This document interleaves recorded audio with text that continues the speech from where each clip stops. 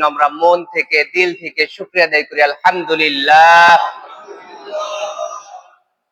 যে রব আমাদেরকে হাজারো মানুষের কাছ থেকে বাছাইকৃত হিসাবে আজকে পবিত্র জুমার দিন মসজিদে আসার জন্য তৌফিক দিয়েছেন, এটি বড় একটি নিয়ামত কিনা? সকলে বলি, বড় একটি নিয়ামত কিনা? নিয়ামত না?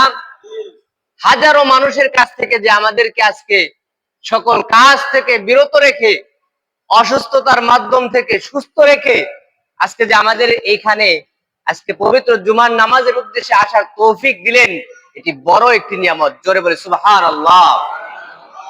অনেক লোক এখনো আছে, গাড়িটা আছে না নাই? অনেক লোক আছে হসপিটালে বেডে শুয়ে আছেন, অনেক লোক আছে কর্মজীবী ক্ষেত খামারে কিংবা অফিস আদালতে আছেন। অনেকেরই ইচ্ছা থাকা সত্ত্বেও সে মসজিদে আসতে পারে নাই।